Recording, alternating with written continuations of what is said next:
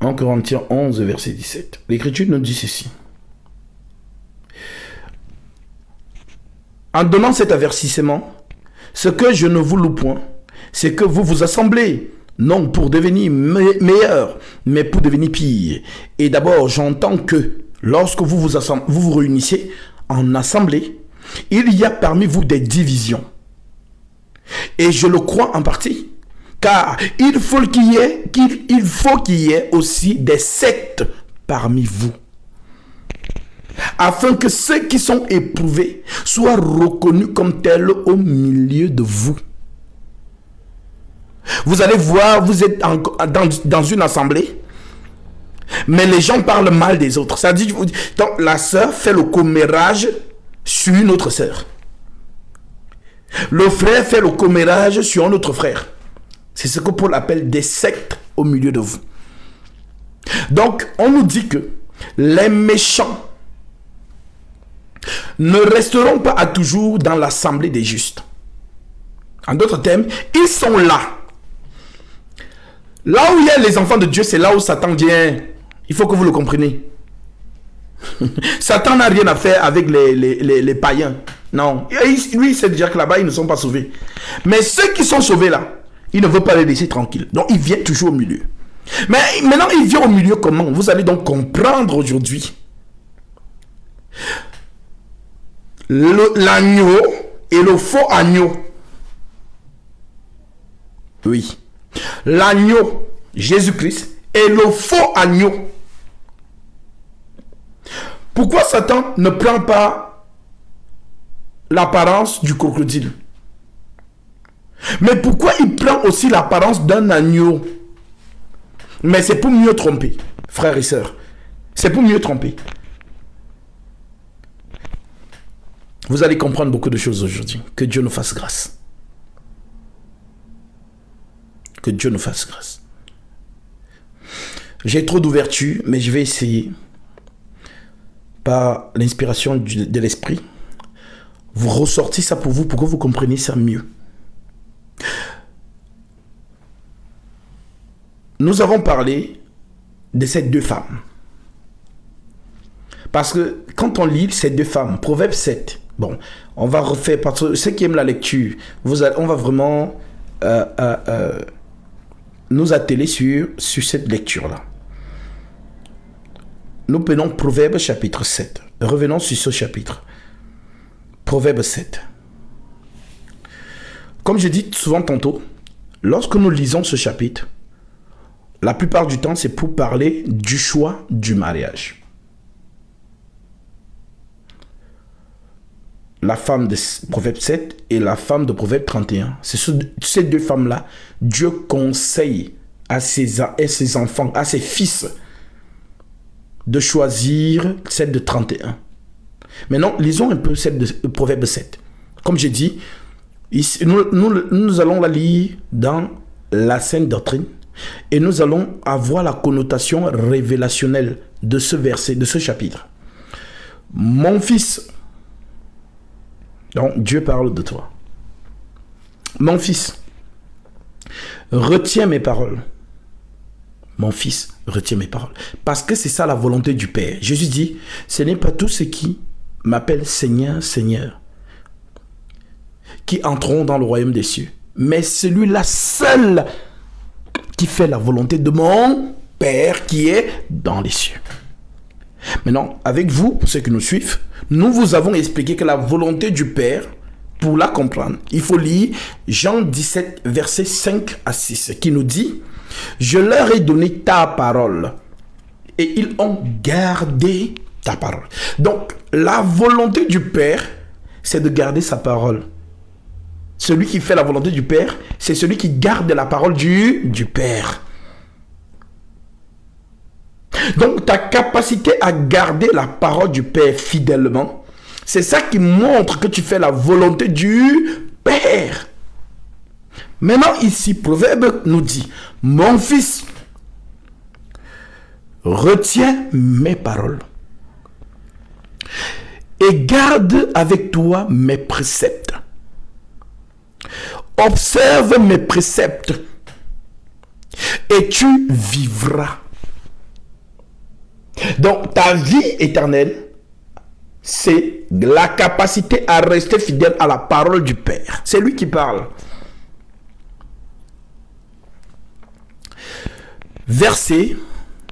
Nous continuons, verset 2. Observe mes préceptes et tu vivras. Garde mes enseignements comme la prunelle de tes yeux. Quand vous m'écoutez, je vous ai toujours dit, prenez votre cerveau, prenez vos bacs plus 10, vos bacs plus 20, vous mettez au frigo. Quand on va finir l'enseignement, vous allez reprendre votre cerveau et vos bacs et vous allez reprendre ça. Parce que la parole de Dieu, on ne la comprend pas avec le cerveau. La parole de Dieu, c'est l'esprit. Nous employons un langage spirituel pour les choses spirituelles. Mais l'homme animal ne comprend pas des choses de l'esprit, car elles sont une folie pour lui. Et il ne peut les comprendre parce que c'est spirituellement qu'on en juge. L'homme spirituel, au contraire, juge de tout et n'est lui-même jugé par personne. 1 Corinthiens, chapitre 2. Donc, le cerveau, non, laisse-toi aller. Acte chapitre 16, verset 14. Cette sœur, Lydia était dans une rivière avec beaucoup de femmes. Paul vient. L'Écriture nous dit, le Seigneur ouvrit le cœur de Lydia pour qu'elle fût attentive à ce que disait Paul lorsqu'elles eurent été baptisées. Donc, elle a cru. Pourquoi? Parce que c'est Dieu qui a ouvert son cœur. Et ouvrir le cœur, c'est quoi? Ce n'est pas l'organe. Le cœur, non. Le cœur, c'est l'esprit. Et Lydia n'a rien fait pour croire. C'est Dieu qui vient ouvrir son esprit pour que les paroles qui sortent de la bouche de Paul, là, qui sont imprégnées de l'esprit de Dieu, entrent dans Lydia. Alors, c'est la même prière que je fais souvent pour vous, quand vous écoutez ces choses, que Dieu ouvre vos cœurs pour que vous percutez. Parce que la prophétie dit, Daniel chapitre 12, verset 4, « Toi, Daniel, tiens secrète ces paroles et scelle le livre jusqu'au temps de la fin. Plusieurs alors le liront et la connaissance augmentera. » Les méchants, verset 10, feront le mal et aucun des méchants ne comprendra. Mais ceux qui auront de l'intelligence comprendront, dont l'Esprit Saint. Donc, vraiment, si tu ne comprends pas ce que je vais expliquer, tu as un bloc-notes parce que ceux qui sont habitués à m'écouter, je vous ai dit, ayez vos bloc-notes avec vous. Ayez vos écritures, dont la Bible avec vous pour pouvoir veiller sur ce qu'on vous dit, si c'est conforme à ce qui est écrit. Ne suivez pas un homme par habitude. Ne suivez pas un homme parce qu'un nom c'est gaspille, j'ai confiance. Ne faites confiance à aucun homme. L'Écriture déclare que tout homme soit considéré pour menteur, seul Dieu pour vrai. Et Dieu, c'est l'Écriture. L'Écriture ne peut jamais se tromper. Mais l'homme peut se tromper. Donc, si vous me suivez par habitude, c'est votre problème. Mais si vous suivez les Écritures, donc vérifiez-moi toujours à la lettre des Écritures. Maintenant, nous continuons. Mon fils, retiens mes paroles et garde avec toi mes préceptes. Observe mes préceptes et tu vivras. Garde mes enseignements comme la prunelle de tes yeux. Verset 3. Lis-les sur tes doigts. Écris-les sur la table de ton cœur. Dis à la sagesse, tu es ma sœur. Dis à la sagesse, tu es ma sœur. Et appelle l'intelligence ton amie, pour qu'elle te préserve de la femme étrangère. Concentrez-vous. Ici, la femme qu'on va parler, ce n'est pas toi.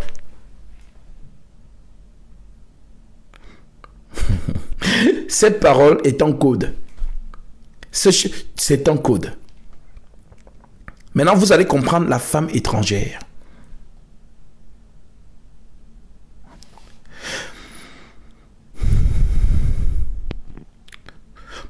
qu'elle te préserve de la femme étrangère, de l'étranger qui emploie des paroles doucereuses. Oh, merci Seigneur Jésus, parce que vraiment, ces choses, si ce n'est pas toi qui révèle ça, qui va aller comprendre ça? Qui va aller comprendre ça?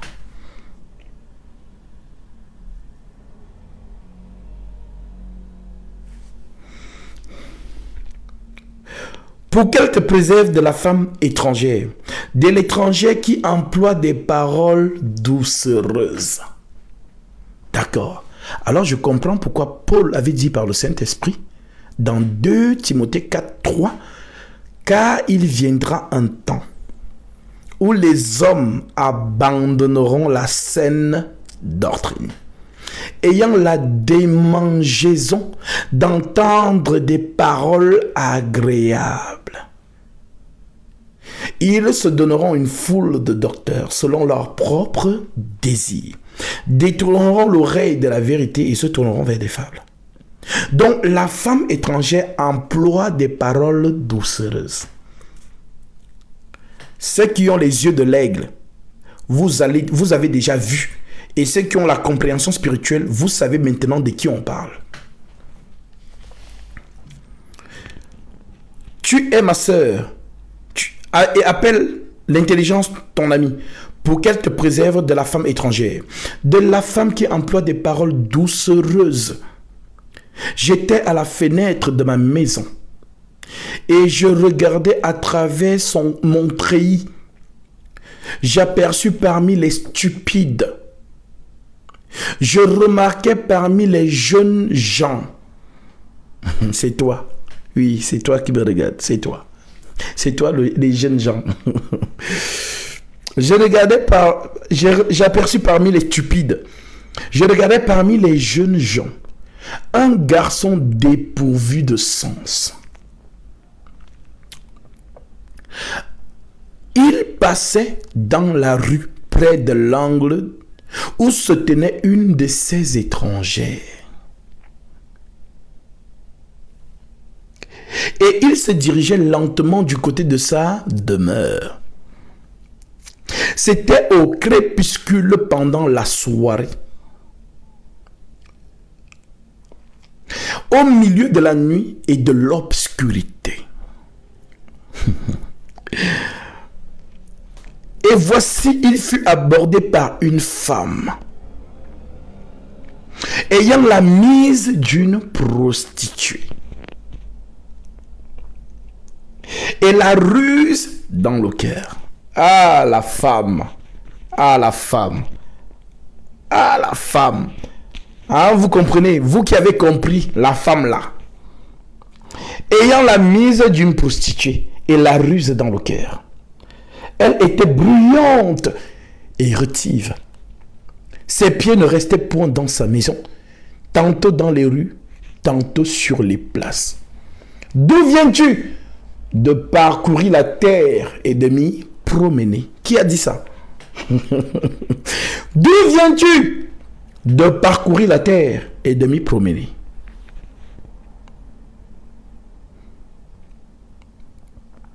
Ah bah, on va lire parce que beaucoup ne lisent pas, donc ils ne percutent pas.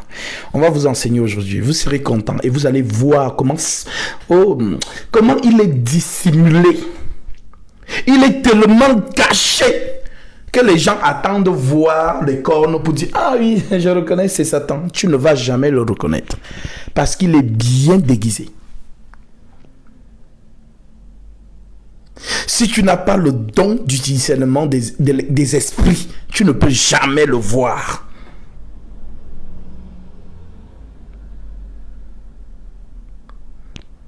Alors à vous les femmes, donc nos sœurs là, surtout les femmes, faites très attention. Vos émotions là, prenez ça, mettez au frigo. Parce qu'on vous ravit par les émotions.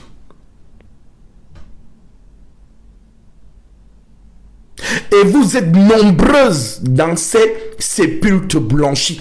C'est vous qui donnez la force à ces loups ravisseurs. Remarquez un peu dans toutes, que ce soit les soi-disant hommes de Dieu qui sont connus là. Ce sont les femmes qui les ont élevés. Ce sont les femmes.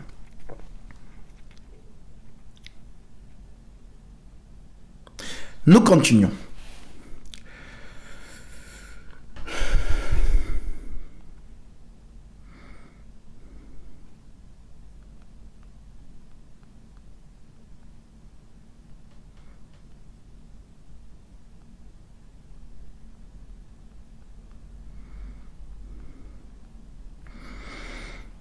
Je vous lis ici Job chapitre 2, verset 1. Or, les fils de Dieu virent un jour se présenter devant l'Éternel. Et Satan vient aussi au milieu d'eux se présenter devant l'Éternel. Et Satan répondit à l'Éternel. L'Éternel dit à Satan, d'où viens-tu? Et Satan répondit à l'Éternel, de parcourir la terre et de m'y promener. On revient dans Proverbe 7.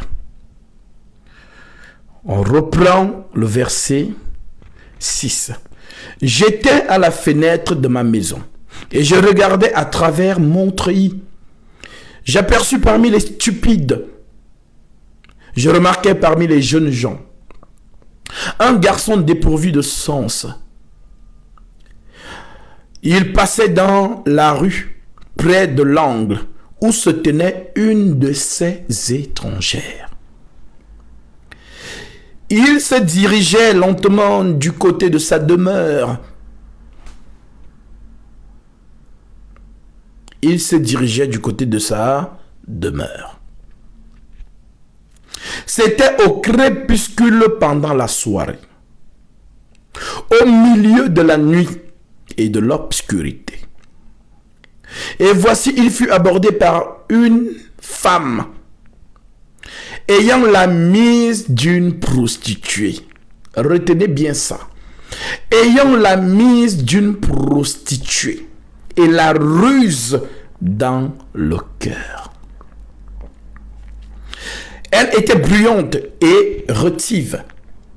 Ses pieds ne restaient point dans sa maison, tantôt dans les rues, tantôt sur les places, et près de tous les angles. Elle était aux aguets. Le diable rôde tout autour comme un lion rugissant, cherchant qui dévorer. Il est aux aguets.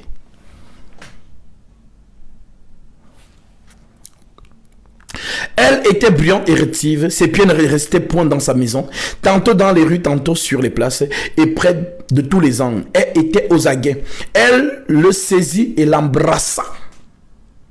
Et d'un air effronté lui dit, je devais un sacrifice d'action de grâce. Aujourd'hui, j'ai accompli mes vœux. C'est pourquoi je suis sorti au-devant de toi, pour te chercher et je t'ai trouvé. J'ai orné mon lit de couverture, de tapis, de fil d'Égypte. J'ai parfumé ma couche de myrrhe et d'aloe et de cinnamon. Je viens. Enivrons-nous d'amour jusqu'au matin. Livrons-nous joyeusement à la volupté, car mon mari n'est pas à la maison. Il est parti pour un voyage lointain. Il a pris avec lui la bourse, le sac de l'argent. Il ne reviendra à la maison qu'à la nouvelle lune. Elle le séduisit à force de paroles. Elle l'entraîna par ses lèvres doucereuses. Il se mit tout à coup à la suivre, comme le bœuf qui va à la boucherie. Oui. Si un aveugle conduit un autre aveugle, les deux tomberont dans la fosse. Comme un fou qu'on lie pour le châtier, jusqu'à ce qu'une flèche lui perce le foie. Comme l'oiseau qui se précipite dans le filet, sans savoir que c'est au prix de sa vie. Et maintenant, mes fils. Oui, mes fils. Et maintenant, mes fils. Écoutez-moi. Et soyez attentifs aux paroles de ma bouche. Que ton cœur ne se tourne pas vers les voies d'une telle femme. Ne t'égare pas dans ses sentiers, car elle a fait tomber beaucoup de victimes. Large est la porte, spacieux est le chemin qui mène à la perdition. Et il y en a beaucoup qui entrent par là. Voilà ça ici. Ne t'égare pas dans ses sentiers, car elle a fait tomber beaucoup de victimes. Ils sont nombreux, tous ceux qu'elle a tués. Et sa maison, c'est le chemin du séjour des morts, la perdition.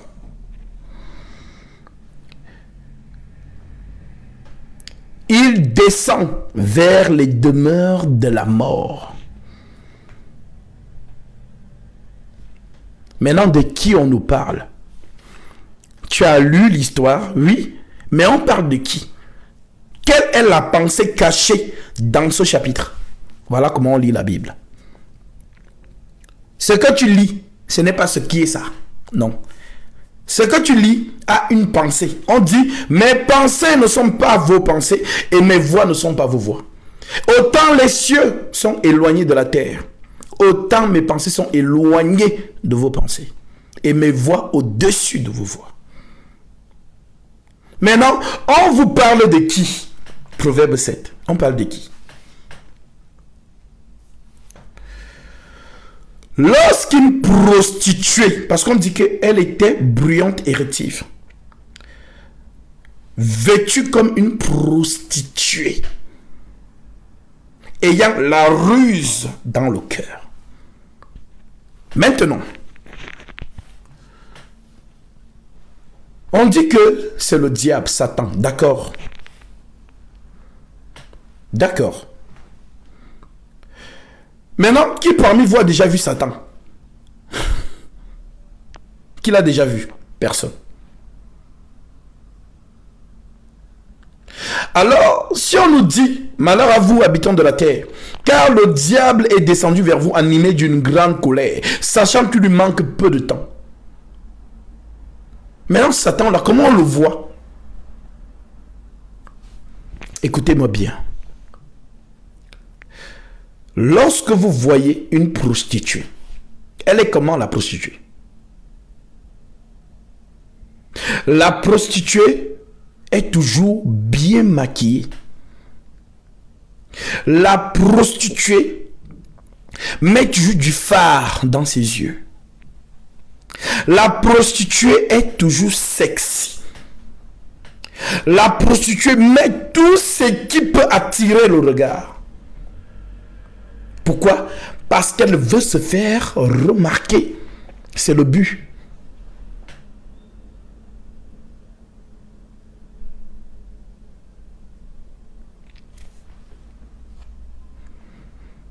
Maintenant,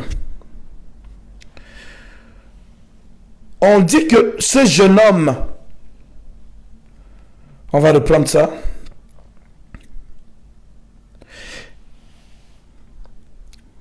J'étais à la fenêtre de ma maison et je regardais à travers mon treillis. J'aperçus parmi les stupides, je regardais parmi les jeunes gens un garçon dépourvu de sens. C'est qui le garçon? C'est toi. Ma sœur, c'est toi. On parle de toi ici. Je remarquais parmi les jeunes gens un garçon dépourvu de sens. Il passait dans la rue près de l'angle où se tenait une de ces étrangères. et il se dirigeait lentement du côté de sa demeure. C'était au crépuscule pendant la soirée, au milieu de la nuit et de l'obscurité. Et voici, il fut abordé par une femme, ayant la mise d'une prostituée et la ruse dans le cœur. Elle était bruyante et rétive, et ses pieds ne restaient point dans sa maison.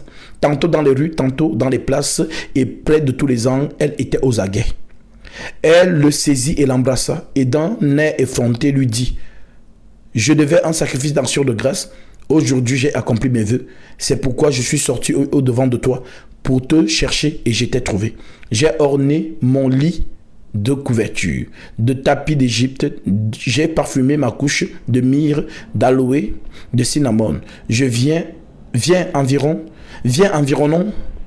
Enivrons-nous d'amour jusqu'au matin. Livrons-nous joyeusement à la volupté. Car mon mari n'est pas là. N'est pas à la maison. Il est parti pour un voyage lointain.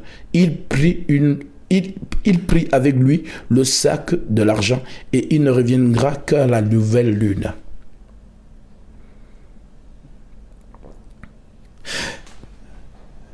Maintenant, lorsque nous lisons ça, mes frères et sœurs, prenons ce verset avec 2 Corinthiens chapitre 11. L'Écriture nous dit,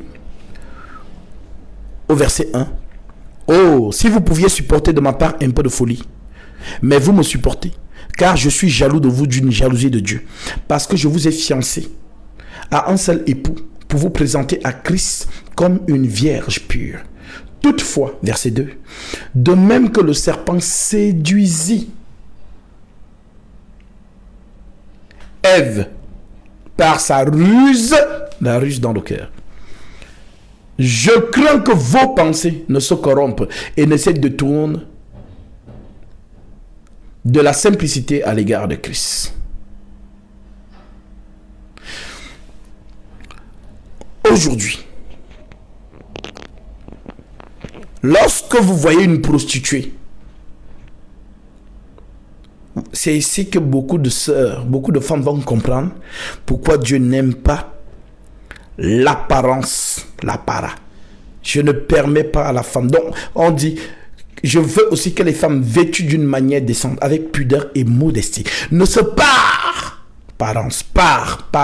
ne se parent ni de tresses, ni d'or, ni de perles. Pourquoi? Parce que c'est le déguisement de la prostituée. Mais pourquoi une prostituée, une jeune fille, quand vous la voyez aujourd'hui, pourquoi elle est ornée? C'est pour frapper le regard. Le jeune homme stupide, il ne va pas avoir du discernement, mais il va voir comment elle est rétive, elle est belle, elle est ornée, elle brille.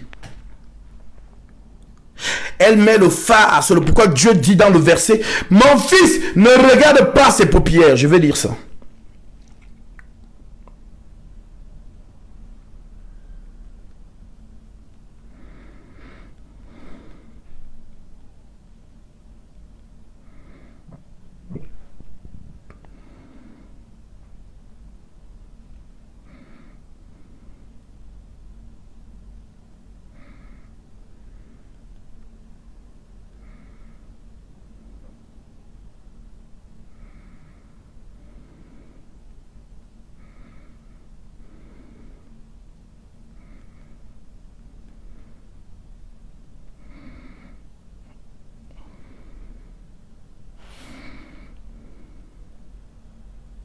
Paupières.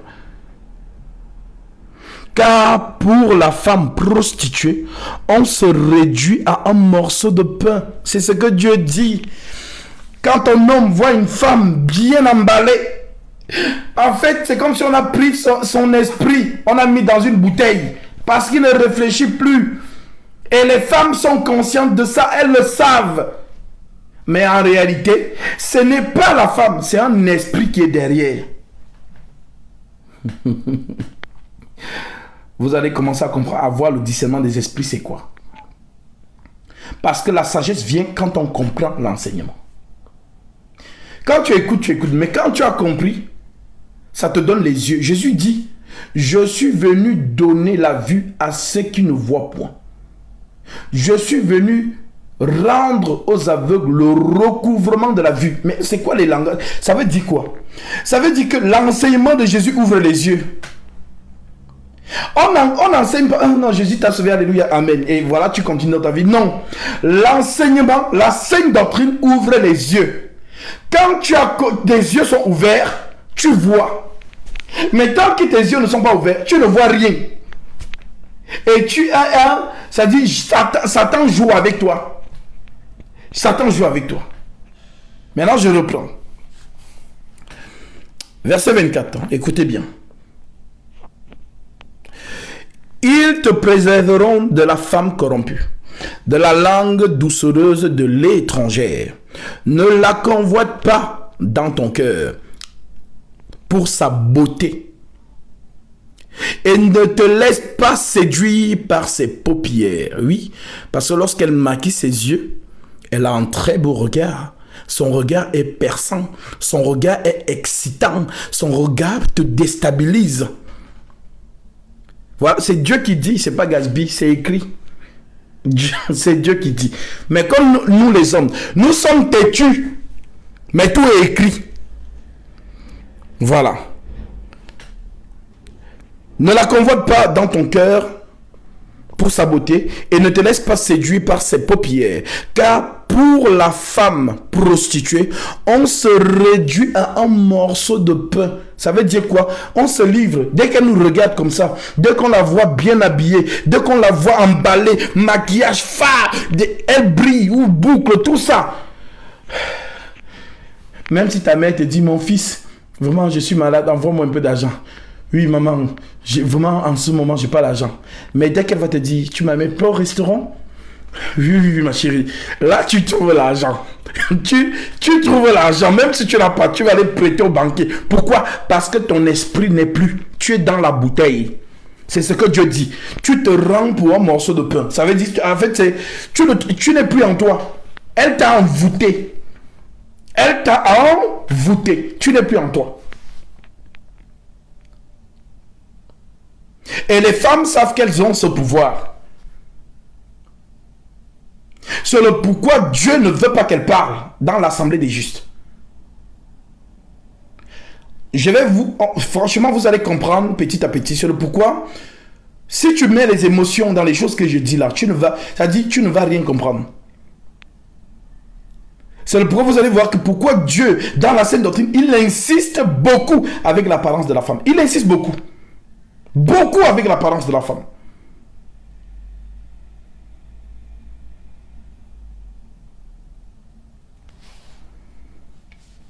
Il faut que vous compreniez, pour ceux qui l'ont oublié, le monde a été déçu à cause d'une femme. Et le roi Salomon dit quoi? Il n'y a rien de nouveau sous le soleil. Ce qui a été, c'est ce qui sera. Donc si au commencement, le monde a été déchu à cause de la femme, ne vous inquiétez pas. À la fin des jours, c'est toujours la femme. Parce que le diable travaille avec elle. Pourquoi? Parce que c'est un être qui n'a pas de tête. C'est un être qui n'a pas de bras. C'est un être qui n'a pas de pieds. C'est une côte. C'est une partie de l'homme. Quand on dit homme, c'est la force. Quand on dit femme, c'est la faiblesse. Donc, en fait, homme, c'est la femme dans la faiblesse. Je ne sais pas si vous comprenez. Homme, quand on dit homme, c'est la force. Mais quand on nomme faible, c'est ça qu'on appelle femme. Voilà pourquoi l'Écriture dit, ils étaient appelés tous deux du nom d'homme.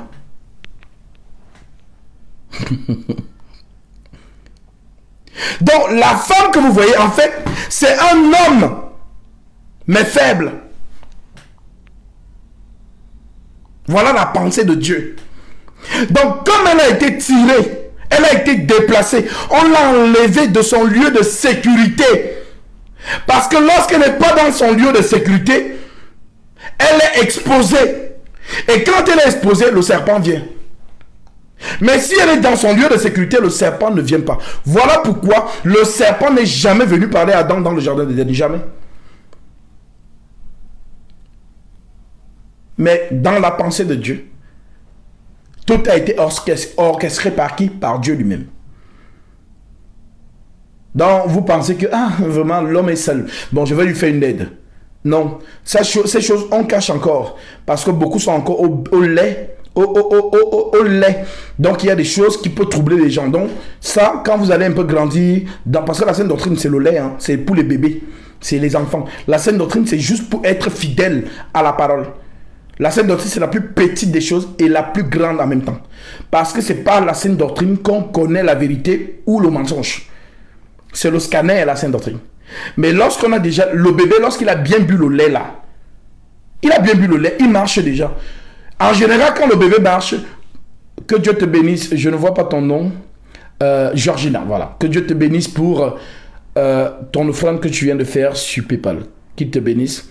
C'est parce que tu as été touché par l'enseignement. La preuve en est que je ne te connais pas. Tu as été touché par la vérité. Et la vérité t'a fait réagir. Tel que l'Écriture le dit, que celui à qui l'on enseigne la parole fasse part de tous ses biens à celui qui l'enseigne. On ne se moque pas de Dieu. C'est qu'un homme aura sémé, il le moissonnera aussi. En fait, tu as arraché ta bénédiction. Que Dieu te bénisse. Que le pain ne manque jamais dans ta maison et que l'huile ne manque jamais dans ta maison, comme Élie l'a dit à la veuve de Sarepta. Sois béni. Maintenant, tant que la femme était dans son lieu de sécurité, le serpent ne pouvait pas venir. Mais le Seigneur vient séparer la femme. Il enlève la femme de son lieu de sécurité. Donc, la faiblesse de l'homme là, il prend ça. Il façonne un être.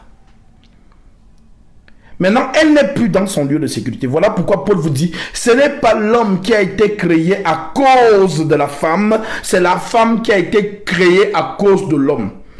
L'homme n'existe pas à cause de la femme, c'est la femme qui existe à cause de l'homme. Voilà pourquoi je vous ai dit, elle n'a pas de tête, elle n'a pas de bras, elle n'a rien. C'est une partie. Maintenant, comme c'est la faiblesse, le serpent vient de son côté. Il l'a séduit. Séduire, c'est quoi? C'est le verbe. Il n'y a jamais eu de relation sexuelle dans le jardin d'Éden. Ce sont les faux qui inventent n'importe quoi. Shalom Laetitia. Ce sont les faux qui inventent n'importe quoi en disant que le serpent a couché. Non. Quand on dit, Dieu pose la question à la femme, pourquoi tu fais ça? Elle dit, le serpent m'a séduite et j'en ai mangé. Maintenant, séduire, c'est quoi? Les totos spirituels disent, il a dragué la femme, il a couché avec elle. Non. Remontons dans Jean 7. Les pharisiens envoient les soldats du Sénégal pour aller attraper les huissiers, pour aller attraper Jésus. Ils arrivent, au lieu d'attraper Jésus, ils le trouvent en train d'enseigner, ils se mettent à l'écouter. Et ils sont frappés par sa doctrine. Et ils disent non, jamais homme n'a parlé comme cet homme. Ils sont retournés. Les pharisiens leur disent, mais il est où? Pourquoi vous ne l'avez pas ramené? Ils disent, jamais homme n'a parlé comme cet homme. Et les pharisiens déclarent quoi? Vous aussi, avez-vous été séduits? Donc si on réfléchit à la manière des totos spirituels, est-ce que Jésus a couché avec ces hommes-là? Non. Ils ont juste été séduits. Donc la parole de Jésus a touché leur cœur. Voilà ce qu'on appelle la séduction. Le verbe. Alors c'est ce même verbe que le diable, cet esprit déchu, va maintenant prendre la femme par la ruse. La ruse. Et les hommes qui ont compris ça savent que la partie la plus intime d'une femme, ce n'est pas ce que vous pensez. C'est son oreille. Si un homme a l'oreille de ta femme, tu es foutu. Parce que c'est là sa faiblesse. une femme, même si elle sait que tu mens, mais comme tu parles bien, tes paroles sont vraiment mielleuses, flatteuses, elle est envoûtée en même temps. Elle est envoûtée en même temps. Parce qu'elle se nourrit de ça. C'est le pourquoi elle va toujours... Vous êtes comme ça, oui, mais est-ce que tu m'aimes? Toujours. Est-ce que tu m'aimes? Parce qu'elle a besoin des mots qui chatouillent l'oreille, qui chatouillent son cœur. Elle est sensible aux paroles. C'est le pourquoi elle n'aime pas que quand un homme lui fait l'amour, l'homme ne parle pas. Elle veut entendre la voix de l'homme. Parce que c'est ça qui fait son être. Donc sa partie la plus intime, c'est son oreille. Et les hommes qui ont compris ça, voilà, qu'est-ce qu'ils utilisent le verbe. C'est le poison. Non, toi tu es un bon parleur. Non, toi vraiment tu es un bon parleur. Parce que quand elle dit ça, c'est qu'elle est en train d'être séduite en fait. Elle est déjà emballée. Mais voilà, elle sait que tu mens. Mais tu parles tellement bien. Tu parles tellement bien. Tu manipules la langue de Molière. Tu es compétente. Donc tu sais choisir les mots qu'il faut pour l'attendrir. Même si elle est fâchée comment, si tu sais choisir les mots qu'il faut, tu l'as emballée. Voilà la femme. Voilà la femme. Voilà la femme. Donc, le diable donc use de ça. C'est pourquoi on emploie le mot ruse. C'est ce que Paul dit. De même que le serpent séduisit Ève par sa ruse. Je crains que vos pensées ne se corrompent et ne se détourne à l'égard de Christ.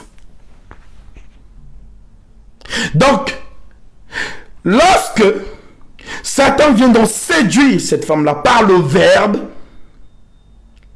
elle est conquise.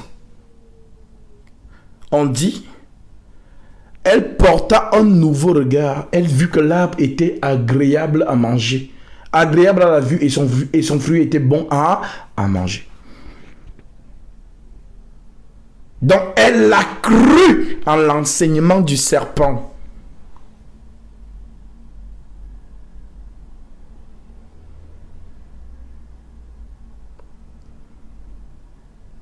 Voilà pourquoi, aujourd'hui, lorsque vous voyez prenons d'abord la prostituée selon la société. La prostituée pour Dieu, c'est qui? C'est une femme qui met tout sur son apparence pour séduire. C'est ça qu'on appelle une prostituée. Une prostituée. Maintenant, quand elle s'habille comme ça, le but c'est quoi? Vous allez voir ici en France, par exemple, elles disent « Oh non, moi je m'habille comme ça parce que je veux m'habiller. » Non, c'est faux. Une femme ne fait rien pour rien. Si elle met une mini-jupe, c'est pour une raison. Si elle met une robe moulante, c'est pour une raison. Tout ce qu'elle fait est mesuré et calculé. L'homme, lui, c'est un éternel innocent. C'est comme un enfant dans sa tête. Lui, il est toujours innocent. Mais il se fait toujours prendre par la ruse. C'est le pourquoi on dit que les femmes ont 20 ans d'avance sur nous. Toi, tu es là, tu la vois fébrile. Trop gentille, douce. Elle est là, vraiment. Mais en fait, c'est quelqu'un qui a une pensée plus lointaine que la tienne. Même si tu as 45 ans, elle a 18 ans. Sa pensée est loin. C'est toi en fait le toto. C'est toi, tu penses que non. Comme tu es grand, tu as les muscles. Tu vois une petite comme ça, fébrile, vraiment timide et tout. Tu penses que non, c'est toi le bonhomme. C'est toi le toutou en fait. Pour te déjouer de sa ruse, il faut que tu aies du discernement, tout simplement. Et en général, les femmes n'aiment pas les hommes qui ont le regard de l'aigle. En d'autres termes, qui voient tous les gestes. Parce que l'aigle, faites un peu l'expérience. L'aigle, même avant que tu ne fasses le geste pour mettre ta main dans la poche, il a vu depuis. L'aigle, lui, son regard est tellement vif, son regard est tellement rapide, donc il voit tous les mouvements. Tous les mouvements. C'est le pourquoi celle qui maîtrise le serpent, un cobra par exemple, l'aigle le fend avec une rapidité qui n'a pas de nom. Et pourtant le serpent est aussi rapide dans ses gestes. Mais l'aigle est plus rapide que le serpent. Voilà pourquoi Dieu s'identifie à l'aigle, parce que c'est celui qui vole le plus haut dans le ciel. Et même s'il est dans la cime des montagnes, il voit, c'est-à-dire une petite antilope qui sort d'un trou, je ne sais pas. Il l'a déjà vu avec précision et il pénètre avec une précision, avec ses griffes. Il prend sa proie. Il ne rate pas sa proie. Pareil pour l'eau. Il voit un poisson dans l'eau. Il est là-bas. Il fonce avec une vitesse. Il entre dans l'eau. Les scientifiques se posent la question. Comment il fait pour déployer ses ailes dans l'eau et pour s'en renvoler? C'est un mystère. C'est un mystère. L'aigle est un animal mystique. Voilà pourquoi Dieu s'identifie à lui. Dieu s'identifie à deux animaux, l'aigle et le lion. L'agneau pour l'humilité.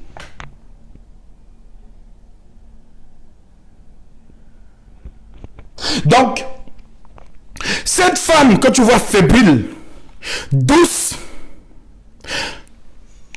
vraiment innocente. Non, mais... donc, tout ce que tu vois, tu te dis, ah, c'est comme un œuf, elle peut... Ah, fais attention. Fais attention. Fais attention. La femme a l'avance dans la mente, comme on dit en espagnol, dans le mental. Elle a de l'avance. Elle a peut-être 20 ans d'avance sur toi. Elle a 20 ans d'avance sur toi. Peu importe son âge. La femme, c'est un esprit. Même quand elle... Regardez les jeunes, les petites filles. Quand elle grandit. Même à 5 à 6 ans, elle sait déjà manipuler son père. Elle sait déjà manipuler son père. Elle sait ce qu'elle veut déjà. Donc, elle est encore innocente. Dès qu'elle a un peu l'âge, même à 13 ans, regardez les filles de 13 ans aujourd'hui, le corps est développé. Tu vois un papa de 50 ans qui voit une fille de 14 ans. Son corps est développé. Elle a la poitrine, les fesses, tout est sorti. Si elle te dit elle a 14 ans, toi-même tu vas dire, mais vraiment Seigneur, qu'est-ce qui se passe? Parce que tu as vu une femme en fait. Maintenant, elles sont pleinement conscientes que mes formes font de l'effet. Parce que la femme voit ça tout de suite. Elle voit quand tu es prise dans le filet. Elle le voit. Elle sait que tu es emballé. Et en fonction de ça, elle va te manipuler. Voilà pourquoi vous allez voir certaines femmes âgées, les tantes, les tatas et tout. Dès qu'elles voient que sa jeune nièce a 16 ans, un peu un genre là, elle commence à vouloir que non, il ne faut pas venir à la maison quand je ne suis pas, quand je suis pas là, ne viens pas à la maison. Parce qu'elle sait que la petite, elle est bien formée. Quand elle met ses robes sexy là, ou bien ses jupes sexy là, la maison est en danger.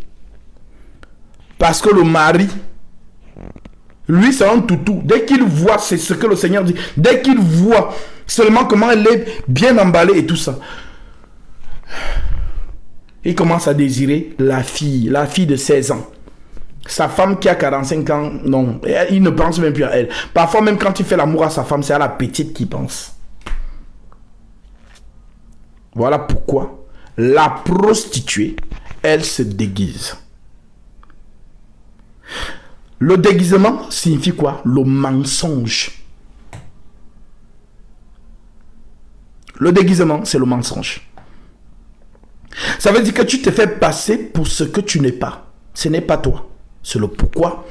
Vous allez voir aujourd'hui, 2022, tu vois une fille belle dans les réseaux.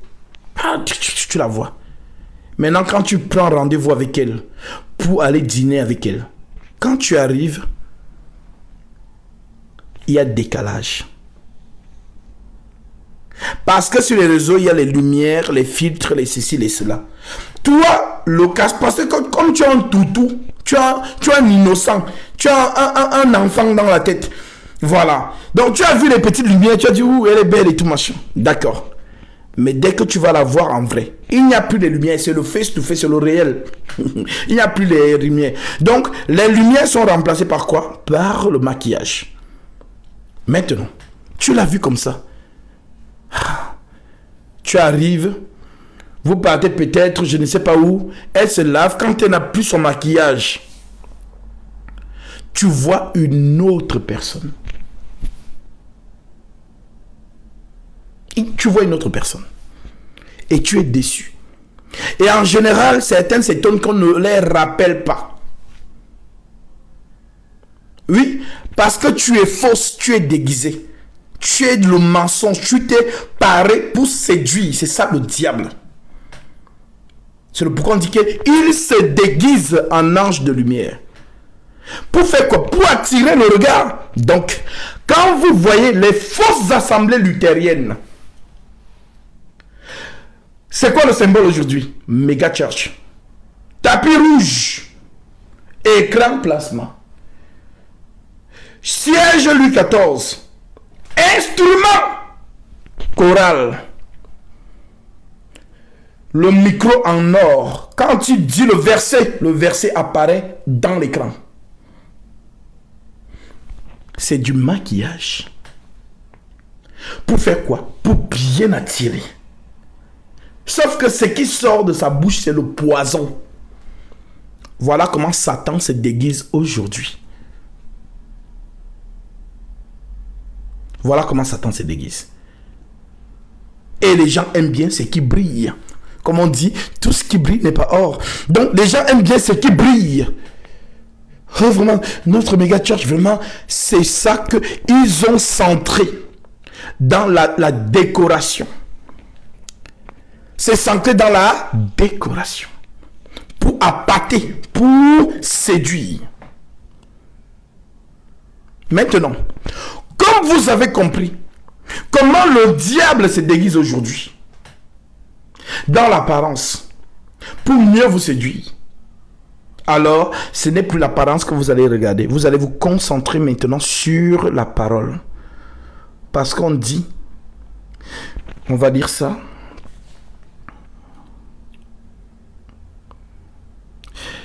verset 24. Proverbe 6, verset 24.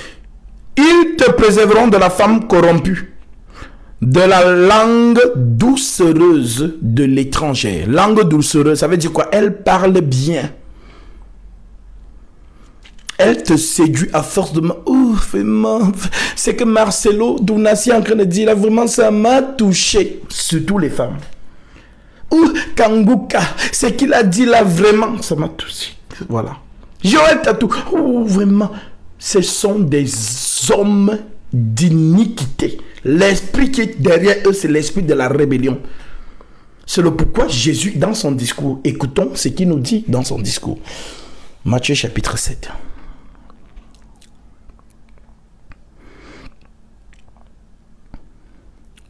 Matthieu 7, je prends à partir du verset 13. Entrez par la porte étroite, car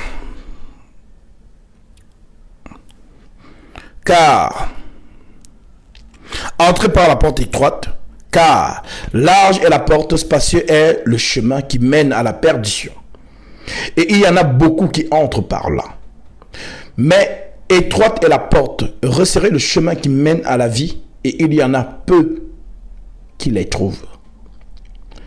Verset 15. Gardez-vous des faux prophètes. Ce sont des prostituées. Gardez-vous des faux prophètes. Ils viennent à vous en vêtements de brebis, mais au-dedans, ce sont des loups ravisseurs. C'est ça le déguisement. C'est ça la prostituée. C'est ça la prostituée. Elle se déguise toujours. Maquillage égale déguisement. Parce que le maquillage cache sa vraie personne, son vrai visage. Donc lorsque tu vas la voir dans son visage naturel, tu vas te rendre compte que ce qu'elle t'a présenté, ce n'est pas ça. Marcelo Tounassi, je vous le dis au nom de Jésus-Christ, par le Saint-Esprit qui m'anime, ce n'est pas un homme de Dieu. C'est une prostituée. Pareil, Ivan Castano. Ce sont les mêmes. Joël Tatou, les mêmes. Kanguka, les mêmes. Joss Meyer, Ellen White, Benny Hinn, Alan Tsenge, Raoul Wafo. Si c'est Willy, je ne sais pas qui en Côte d'Ivoire. Là. Atoms, Moïse Mbiye, Karambiri, ce sont les mêmes gens. Mohamed Sanogo, la même clique. Je vous le déclare au nom de Jésus-Christ. Comme vous êtes dans les émotions et vous n'êtes pas dans la sainte doctrine, vous êtes séduite et vous ne voyez pas la ruse. C'est incroyable. Vous regardez les hommes par apparence. Vérifiez les hommes au scanner de la sainte doctrine. La sainte doctrine, nous allons évoluer. Vous allez comprendre que lorsque l'Esprit Saint dit une chose,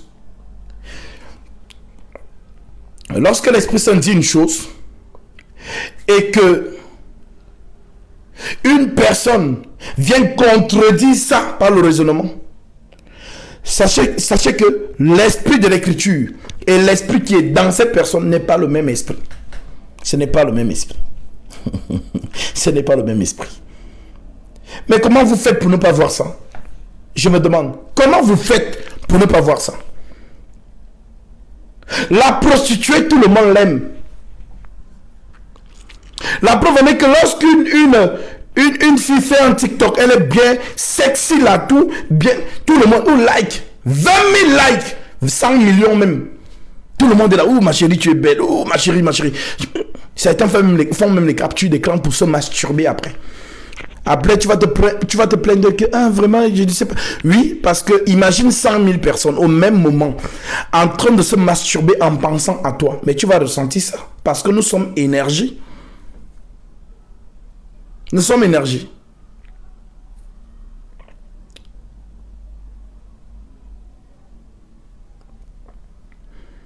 Donc, c'est ça la prostituée. Maintenant, quand vous voyez ces hommes-là, on se relaie leur TikTok, leur YouTube, leur Instagram, leur dit, tout ce qu'ils disent, vous allez voir, tout le monde se relaie ça. Hein? Pourquoi? Parce que les choses qu'ils disent plaisent au monde. Que ce soit les musulmans, que ce soit les païens, que ce soit les athées, tout le monde est dedans. Pourquoi? Parce qu'ils s'appellent, et pourtant la sainte doctrine, le monde n'aime pas. Non, c'est ça que l'Écriture dit. Viendra un temps où les hommes ne supporteront pas la sainte doctrine. Mais, ayant la démangeaison d'entendre les choses agréables, ils se donneront une foule de docteurs, selon leur propre désir. Pas les désirs de la sainte doctrine, mais leur propre désir. Détourneront l'oreille de la vérité et se tourneront vers les fables. Cette femme-là, elle cherche un mari, elle n'a pas trouvé. Donc, dès qu'elle voit un homme qui ne fait que prêcher, oh, vraiment, pour trouver un mari, il faut faire ceci, il faut faire cela. C'est ça qu'elle, maintenant, elle va appeler homme de Dieu. Pourquoi? Parce que ce sont ses désirs à elle. Ce n'est pas Jésus qu'elle cherche. C'est la solution pour trouver mari. Voilà pourquoi vous voyez, beaucoup de femmes suivent ces gens-là. Beaucoup les suivent. Ceux qui veulent devenir riches, comme on dit, je veux prospérer dans mon entreprise. Ils deviennent des coachs en relationnel, des coachs en management, des coachs. Donc ça n'a rien à voir avec l'évangile. Mais je ne sais pas comment les gens, moi je dis, et l'Écriture le confirme, je leur enverrai un esprit d'égarement pour qu'ils croient au mensonge. Parce que ce n'est pas possible que vous voyez qu'on est en train de vous coacher. On vous parle du quotidien de vos vies.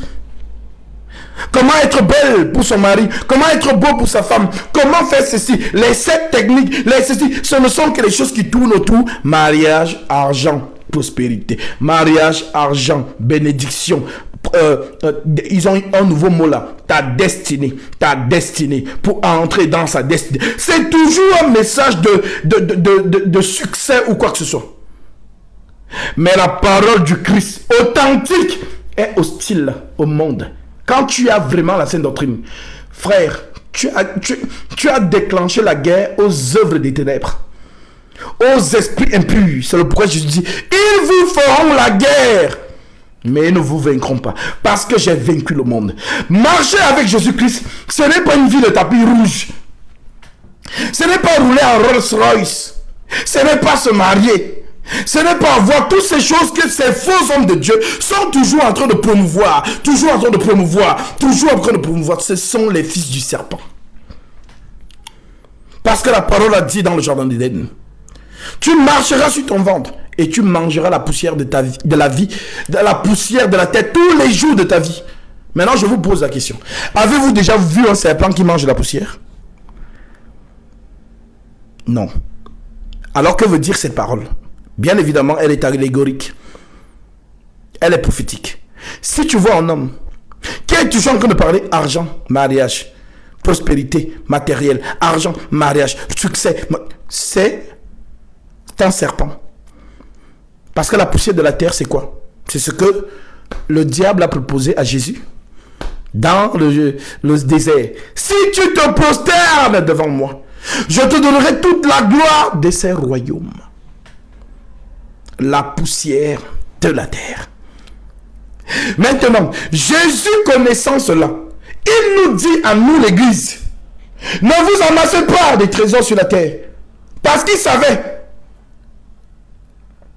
que les trésors sur la terre là, pour avoir ça, il faut se prosterner. Alors qu'est-ce qu'il nous dit? Si vous avez le pain et le vêtement, cela vous suffit. Voilà le vrai Jésus. Si vous avez le pain et le vêtement, cela vous suffit. Pourquoi il dit ça? Pourquoi il dit ça? Méditez sur ça. Donc, tous ces faux hommes de Dieu qui sont toujours en train de vous promettre, oh non, Dieu me dit, je vois, toujours je vois. Peuple de Dieu, réveille-toi. Ce ne sont pas des hommes de Dieu. Ce sont des fils de la perdition qui sont cachés derrière ces hommes. Les entités déchues qui sont là pour tromper. Même eux-mêmes, ils ne savent pas qu'ils sont possédés. Ils ne savent pas. Le pape, pour lui, il est en train de faire le travail de Dieu. Et lui-même, il ne sait pas qu'il est sous l'énergie de l'iniquité. Il ne sait pas que le mystère de l'iniquité agit déjà dans l'invisible. Donc ces hommes ne savent pas qu'ils sont possédés, ils ne savent pas. Ils pensent travailler pour le Seigneur, mais ils ne savent pas qu'ils sont possédés. Il faut avoir le discernement de l'esprit pour comprendre, pour voir que lorsque l'Esprit Saint dit une chose, et comme moi, je vous dis que je suis un homme de Dieu, et je contredis ces choses, comprenez que l'Esprit qui est en moi et l'Esprit qui est dans les Écritures, ce n'est pas le même esprit. Voilà pourquoi on vous dit toujours, restez fidèles à ce qui est écrit. Ne vous laissez pas impressionner, empoisonner par ce qu'on appelle la théologie. Ne vous laissez pas impressionner par les avis personnels. Moi, je pense que, à mon avis, ne regardez pas ces choses. Restez fidèles à ce qui est écrit. C'est ça qui est votre sécurité. Alors, le Satan aujourd'hui est la prostituée qui est déguisée avec une belle apparence. C'est un faux agneau. Je ne pourrais prendre l'apparence de l'agneau. On va lire ça. Gardez-vous les faux prophètes. Ils viennent à vous en vêtements de brebis, mais au-dedans, ce sont des loups ravisseurs. Vous les reconnaîtrez à leurs fruits. Maintenant, le fruit, c'est quoi? Le fruit, c'est quoi? C'est le comportement? Non. Si c'était le comportement, c'est que le pape, il faut lui donner le prix Nobel de la piété. Parce qu'il est toujours gentil, bien habillé en blanc, tout ça. C'est le diable. C'est ça le déguisement. C'est le pourquoi Paul dit ayant l'apparence de la piété, mais régnant ce qui en fait la force. Qu'est-ce qui fait la force de la piété? C'est le Saint-Esprit. L'amour ne juge pas. Va en brousse avec ça. Et je te cite le verset. Parce que peut-être tu ne connais pas. Jean chapitre 7 verset 24. Ne jugez pas selon l'apparence, mais jugez selon la justice. Tu connais ce verset? Maintenant, juger selon la justice, c'est quoi? Juger selon la justice, c'est juger avec les Écritures et non sans les Écritures. Donc, si tu vois quelqu'un qui est au-delà de l'Écriture, tu dois le ramener dans l'Écriture. C'est ça qu'on appelle juger avec la justice. Donc, vos phrases là, non, tu ne juges pas. Va en brousse avec ça. Des chrétiens charnels, des soi-disant que vous êtes charnels. Vous êtes charnels. Donc, lorsque tu es en communion avec l'écriture, c'est l'épée de la justice. Parce que celui qui marche au milieu des 7 chandeliers d'or qu'a vu Jean, a vu une épée sortir de sa bouche. Cette épée, c'est la sainte doctrine. Donc, si quelqu'un vient que vous dit, tu ne jugeras pas, donnez-lui Jean chapitre 7, verset 24. Ce sont des totaux spirituels.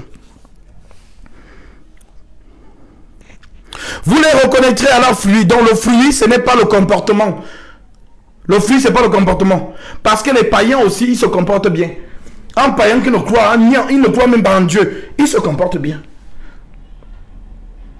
Comme j'ai entendu que certaines personnes disent que non, avoir le Saint-Esprit, c'est bien se comporter. Vraiment, c'est être gentil. Quand tu es gentil là, tu as l'amour, tu es vraiment, voilà, ça veut dire que tu as le Saint-Esprit. C'est faux. Les païens là, qui ne croient pas en Dieu, mais qui ont un bon comportement, qui sont gentils, qui sont honnêtes, qui aident son prochain. Eux, ils ont quoi? C'est quel esprit?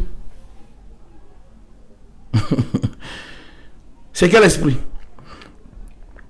Gams, le jugement dernier que tu parles, le voici. Donc, vous vous attendez à un jugement dernier. Le jugement est sur terre. Le Saint-Esprit, c'est lui qui juge. C'est le jugement est sur terre depuis que le Saint-Esprit est venu. Je te cite le verset. Apocalypse 14, verset 6. Et j'ai vu un autre ange qui volait par le milieu du ciel, qui annonçait un évangile éternel, pour l'annoncer à toute tribu, à toute langue, à tout peuple et à toute nation. Il disait, craignez Dieu et donnez-lui gloire, car le jour de son jugement est arrivé. Et adorez celui qui a fait le ciel et la terre et les sources d'eau. Et l'écriture là se réalise où? Acte chapitre 2. L'Esprit Saint descend et prêche la parole à la multitude des hommes qui sont venus de toutes les parts du monde entier. Donc, depuis que l'Esprit est sur terre, le jugement a commencé. Celui qui croit et qui est baptisé est sauvé. Celui qui ne croit pas est condamné, c'est le jugement. Donc, comme tu attends un jugement à la fin des temps là, continue à attendre. Comme vous lisez la Bible en français, le jugement est sur terre. L'épée de la justice qui sort de ma bouche là, c'est le jugement. Celui qui croit et qui est baptisé est sauvé. Celui qui ne croit pas est condamné. Donc, il y a, je le dis encore, il y a une séance de baptême demain sur Paris. Si vous êtes touché par l'enseignement, venez prendre votre baptême. Si vous êtes touché. Ceux qui sont sur Paris ou en région parisienne ou même en province et qui peuvent se rendre sur Paris, même si tu es dans les pays aux alentours, Belgique, Suisse, Angleterre, tout ça, prends ton billet d'avion, il faut venir. Prends ton baptême. Demain, samedi, à 10h, nous baptisons. Si vous voulez recevoir votre baptême conformément à la Sainte Doctrine. Parce que les faux baptêmes qu'on donne là-bas, ce ne sont pas des vrais baptêmes. Il n'y en a qu'un seul baptême conforme à la Sainte Doctrine.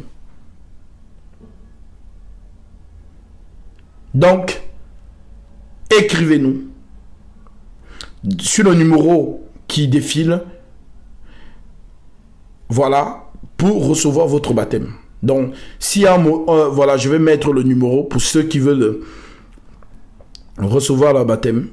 Vous pouvez écrire à ce numéro-là. Ne m'appelez pas, mais écrivez.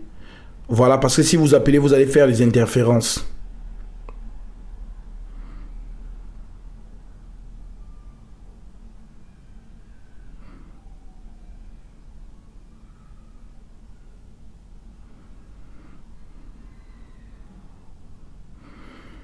Voilà, voilà le numéro du groupe WhatsApp que je viens d'écrire. Voilà, vous pouvez écrire à ce numéro-là. Vous dites c'est pour le baptême. On vous envoie l'adresse pour que vous veniez prendre votre baptême conformément à la Sainte Doctrine. Maintenant, nous continuons. Vous les reconnaîtrez à leurs fruits. Cueille-t-on des raisins sur des épines ou des figues sur des chardons? Tout bon arbre porte du bon fruit. Donc le bon arbre, c'est qui? C'est le bon enseignant. Et le fruit, c'est l'enseignement. La saine doctrine.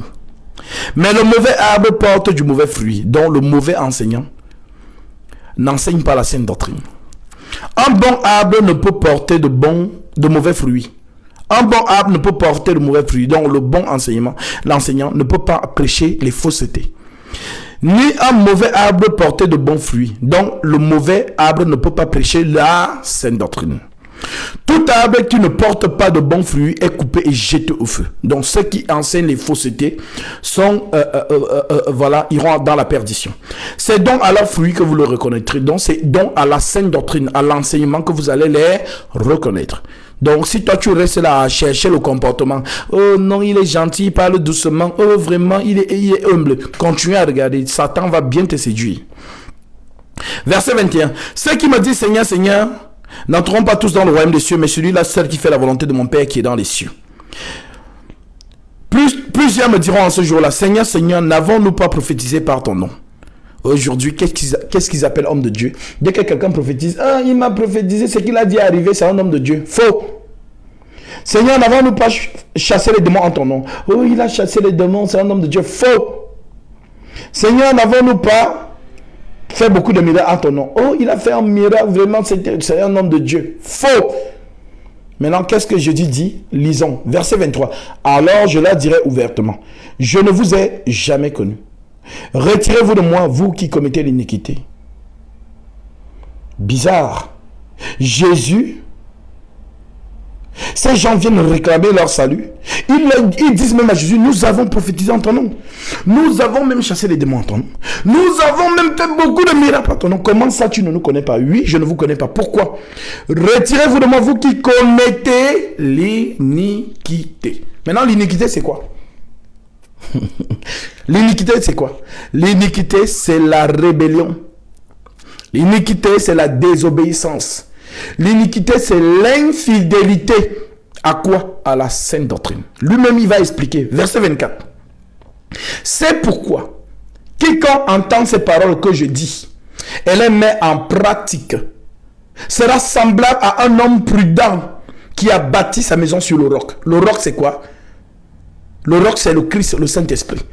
Et le Saint-Esprit, c'est la parole. La saine doctrine. La pluie est tombée, les fausses doctrines. Les torrents sont venus, les fausses doctrines. Les vents ont soufflé, les fausses doctrines. Et se sont jetés contre cette maison. Et elle n'est pas tombée parce qu'elle était fondée sur le roc. Donc, ta capacité à rester fidèle à ce qui est écrit, c'est ça qui te, personne ne peut t'ébranler, même Satan, parce que c'est comme si tu es dans un cercle divin où il ne peut pas pénétrer, lorsque tu restes fidèle à ce qui est écrit. Mais les totaux spirituels, c'est quoi? Verset 26, le contraire. Mais quiconque entend ces paroles que je dis et ne les met pas en pratique sera semblable à un homme insensé, donc un fou, qui a bâti sa maison sur le sable. La théologie, les avis personnels. Moi, je pense que, moi, je crois que, et voilà, c'est ça ici, le sable. La pluie est tombée, donc les fausses doctrines. Les torrents sont venus, les fausses doctrines. Les vents ont soufflé, les fausses doctrines, et ont battu contre cette maison. Elle est tombée et sa ruine a été grande. Donc, les fausses doctrines t'ont ébranlé. Voilà. Maintenant, quand vous avez compris, c'est quoi la prostituée? Ce sont ces soi-disant églises déguisées aujourd'hui. Elles ont l'apparence d'un agneau, mais ce n'est pas l'agneau. Priez beaucoup. Pour vous qui n'avez pas le don du discernement des esprits, priez que le Seigneur vous le donne.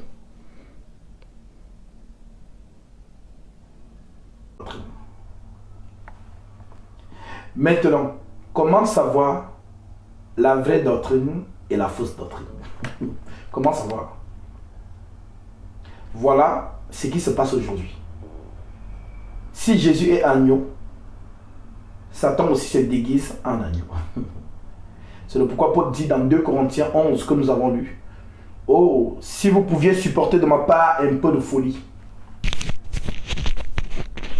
Si vous pouvez supporter de ma part un peu de folie, mais vous me supportez. Car je suis jaloux de vous, d'une jalousie de Dieu, parce que je vous ai fiancé à un seul époux pour vous présenter à Christ comme une vierge pure. Cependant, de même que le serpent séduisit Ève par sa ruse, je crains que vos pensées ne se corrompent et ne se détournent de la simplicité à l'égard de Christ. Car si quelqu'un vient vous prêcher un autre Jésus que celui que nous vous avons prêché, ou si vous recevez un autre esprit que celui que vous avez reçu, ou un autre évangile que celui que vous avez embrassé, vous le supportez fort bien. Donc, les deux sont là. Ils sont identiques. Mais il y a du faux quelque part. Maintenant, comment reconnaître? Voilà le problème des soi-disant chrétiens aujourd'hui. Voilà leur problème. Alors, la seule manière de reconnaître le faux, c'est la fidélité à la sainte doctrine. Donc, les Écritures. Ce que l'Écriture dit la même chose. Ce que l'Écriture ne dit pas. Donc, ici, nous avons la sainte doctrine qui est fidèle à l'Écriture, dont l'Écriture dit. Si l'Écriture dit, je ne permets pas à la femme d'enseigner, toi aussi dis, la femme n'enseigne pas. Mais si l'Écriture dit, je ne permets pas à la femme d'enseigner, mais toi tu dis que la femme peut enseigner, ça veut dire que tu es le faux. Tu es le faux. Tu es dans le faux. Je ne sais pas combien de fois je vais vous dire ça. En tout cas, on ne peut pas sauver tout le monde. Ceux qui sont fidèles à la sainte doctrine vont comprendre. Ceux qui sont rebelles, c'est ça qu'on appelle l'iniquité. Donc c'est que l'Écriture dit, et toi tu dis le contraire, c'est ça qu'on appelle l'iniquité. Et je vous cite ce verset. 2 Timothée, chapitre 2, nous allons lire.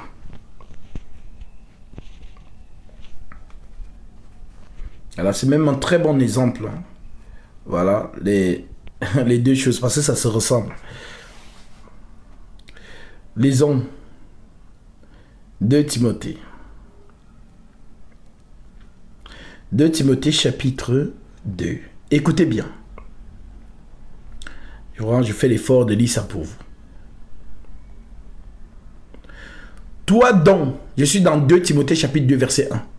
Toi donc, mon enfant, fortifie-toi dans la grâce qui est en Jésus-Christ. Et ce que tu as entendu de moi en présence de beaucoup de témoins, confie-le à des hommes fidèles. Fidèles. Fidèles à quoi? Fidèles à la sainte doctrine. Confie-le à des hommes fidèles qui soient capables de l'enseigner aussi à d'autres. Souffre avec moi comme un bon soldat de Jésus-Christ. Il n'est pas de soldat qui s'embarrasse des affaires de la vie s'il veut plaire en celui qui l'a enrôlé, et l'athlète n'est pas couronné s'il n'a pas combattu suivant les règles. Il faut que le laboureur travaille avant de recueillir le fruit. Comprends ce que je dis, car le Seigneur te donnera de l'intelligence en toutes choses. Souviens-toi de Jésus-Christ, de la postérité, issu de la postérité de David, ressuscité des morts selon mon évangile, pour lequel je souffre jusqu'à être lié comme un malfaiteur. Mais la parole de Dieu n'est pas liée. C'est pourquoi je supporte tout à cause des élus, afin qu'eux aussi obtiennent le salut qui est en Jésus-Christ, avec la gloire éternelle. Cette parole est certaine. Si nous sommes morts avec lui, nous vivrons aussi avec lui. Si nous persévérons, nous régnerons aussi avec lui. Si nous le régnons, lui aussi nous régnera. C'est ça qu'on appelle l'apostasie. Si nous sommes infidèles, il demeure fidèle, car il ne peut se régner lui-même. Il ne peut se régner lui-même. Donc, un clin d'œil pour ceux qui prêchent les faussetés en disant on perd le salut. Vous devez être enseigné. Le salut, c'est Christ. Et lorsque Christ te donne son esprit, tu ne le perds pas. C'est le pourquoi on dit que si nous sommes infidèles, lui demeure fidèle parce qu'il ne peut se régner lui-même. Nous continuons. Verset 14. Rappelle ces choses en conjurant devant Dieu qu'on évite les disputes des mots qui ne servent qu'à la ruine de ceux qui écoutent. Efforce-toi de te présenter devant Dieu comme un homme éprouvé, un ouvrier qui n'a point à rougir et qui dispense droitement la parole de la vérité. Qui dispense droitement droitement la parole de la vérité. Qui ne va pas, non, théologie, non, moi je crois que, moi vraiment, ceci, cela. Non, droitement la parole de la vérité. Voilà. Qui dispense droitement la parole de la vérité, évite les discours vains et profanes, car ceux qui les tiennent avanceront toujours dans l'impiété, et leur parole grangera comme la gangrène. De ce nombre sont éminés et filés. De ce nombre, donc Paul cite les noms. Comme je cite les noms, les faux, les Marcelo Tounassi, les Joël Tatou et tout ça. De ce nombre sont éminés et filettes qui se sont détournés de la vérité, disant que la résurrection est déjà arrivée et qui renverse la foi de quelques-uns. Néanmoins, le solide fondement de Dieu reste debout. Le voici ici, la saine doctrine. Le solide fondement de Dieu reste debout avec ses paroles qui lui servent de sceau. Le Seigneur connaît ceux qui lui appartiennent. Et quiconque prononce le nom du Seigneur, qu'il s'éloigne de l'iniquité. Vous voyez? L'iniquité, c'est donc quoi? C'est la désobéissance à la parole. Donc si une parole, une écriture dit quelque chose, si toi tu dis le contraire, ça veut dire que tu es dans l'iniquité. Donc il y a la saine doctrine et il y a la fausse saine doctrine. Les deux se ressemblent, mais où est le vrai, où est le faux? Donc nous vous demandons au nom de Jésus-Christ de rester fidèle à l'écriture et non à un homme. Ce que l'écriture dit la même chose. Ce que l'écriture ne dit pas, ne prends pas le risque d'ajouter tes émotions dedans. Ne prends pas le risque d'ajouter tes sensations dedans. Ne prends pas le risque d'ajouter ta pensée dedans. Ne prends pas le risque d'ajouter tes avis personnels dedans. Ne prends pas le risque d'aller faire la théologie avec l'écriture. Ne prends pas le risque. Reste fidèle dans la saine doctrine brute, sans tache, sans ride, pure, que la chair humaine n'aime pas. Parce que la chair humaine n'aime pas la saine doctrine. La chair humaine aime les discours agréables. Dieu me dit, voilà, ton mari est dans ces salles. Oh, vraiment, homme de Dieu, localise-moi. Oh, vraiment, ribobo, vraiment. Voilà ce que les hommes aiment. C'est une fausse doctrine. Elle a l'apparence de la vraie, mais c'est une fausse. Que Dieu vous permet de comprendre.